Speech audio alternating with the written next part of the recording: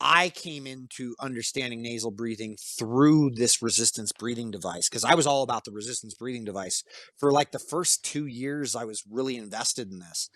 And then I after enough time of using this thing, and look, we were not using it in everything, but I caught on to the fact that I was using my nose most of the time Mm. because it was so much easier to draw it, like with resistance I could get more power from my nose. I was digging deeper by drawing a breath from my nose versus I can get Mm. away shallow. My neck muscles start, I start to engage my neck muscles, etc. Mhm. I just can get away with a lot more. So that began at that point. I then started looking at the physiology behind everything, and I was So just, yeah, so that's really interesting because I have to tell people ask me all the time, "Do I have to breathe in and out of my nose?" I'm like, "I mean, you don't have to. You're not gonna blow up, but no, it's better if you do." And then they say, "Why?" And then I say, "Well, fortunately, I have Brian Mackenzie on the podcast, and he can tell you why nasal breathing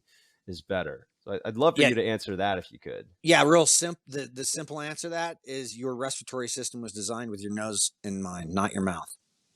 Your Mm. mouth was designed with your digestive system and communication system, your vocal cords, right?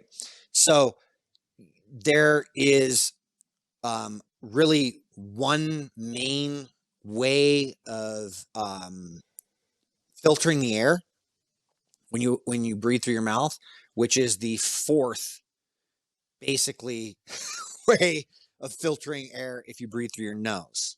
Mm. Okay. So you have as many hair follicles in your nose as you do on your head. That's a filtering system. The mucus is a filtering system.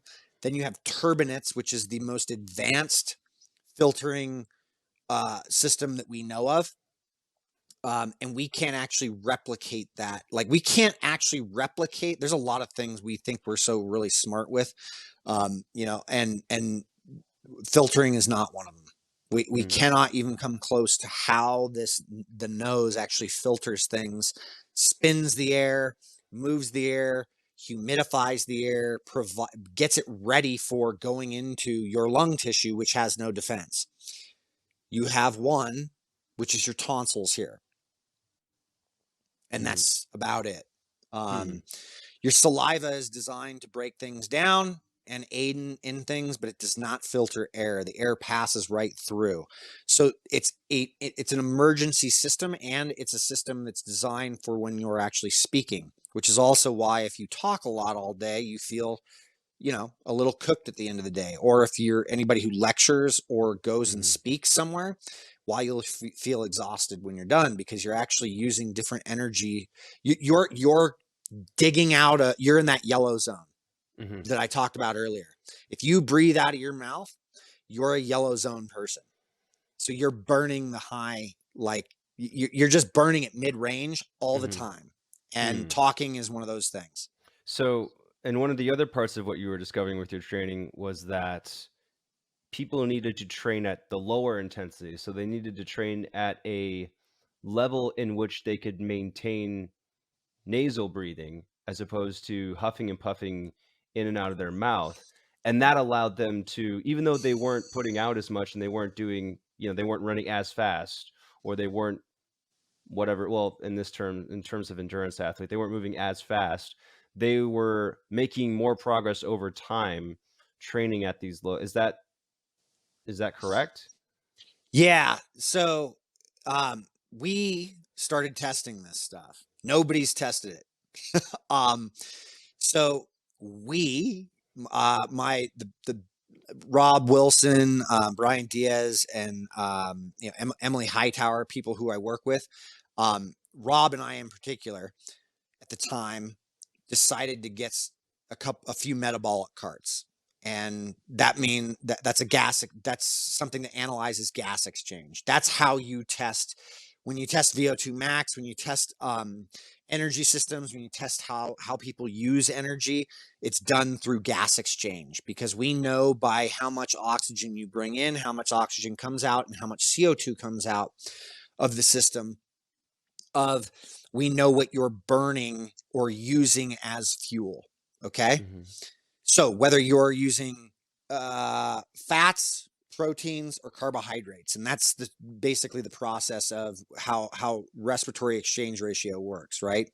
Um, it's a and so we went and started testing things with like nasal breathing. Um, and this is where we ended up developing a gear system towards things because we started to see that there were Mm. particular gears that actually happen. So a lot of people who are onto this are like, yeah, nasal breathing's everything. You just got to nasal breathe. And it's like, yeah, you don't understand quite yet. You've gone about half what, you've put your foot in the water. Um, it goes beyond that, but that's a great place to start, and you're going to see fundamental changes. And the biggest fundamental change is that if you stay nasal breathing, you can pretty much guarantee you're just in or just out of that yellow zone. Hmm. So intense nasal breathing will have you in that yellow zone, right? So if I'm, that's yellow. Mhm. You're definitely burning carbohydrate at that level. You're Mhm. becoming a little more anaerobic at this place. Um, And what would be the level that you would want to let's say you're going for a 5-mile run. What's the pace of nasal breathing you would want to have? that's a gear. We call that a gear one. Okay. Gear one is primarily what you want to develop, but most people don't like that because they have to slow down so much. And Mhm. this is where that green zone comes in, is that people just really, their egos are attached to things. Greg Yeah. Glassman had a very famous quote. He said something at a dinner once, and he's like, yeah, men will die for points. I figured that out. So we made a sport about it. Like, well, he just used people's like dysfunction against themselves. We are so willing to die for what points, for how fast we think we need to be, Mhm. versus actually taking the time to understand physiologically how to develop. And this is part of that American paradox, right? Like in the West, like it's a Western thing. It's not just American. It's the West, Mhm. Canada as well. Um, but so when you're in a gear one, which is an equal in and out nasal only, that's about roughly one breath every 3 to 6 seconds in length. Okay. Mhm. That's a large spectrum, but roughly at about 3 seconds from what we've seen in developed people. So there is a caveat here, and this is where the research has been really shady. Is there's been one or two research papers done where the researchers didn't actually do homework. They just basically were like, all right, let's just have a bunch of people go do some nasal breathing and have some people do some mouth breathing, and they're nobody had any development in anything, and Mhm. that's not how physiology works. Nonetheless, when you are in this equal in and out nasal only, you're you can guarantee you're pretty highly aerobic. So Mhm. meaning you're really on that green end.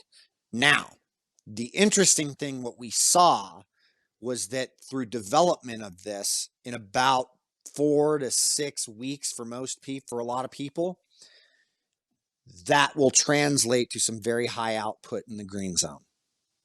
Hmm. So like like I had a CrossFitter who basically he was a games athlete who, when we started him, he could only get to a 140 heart rate nasal breathing.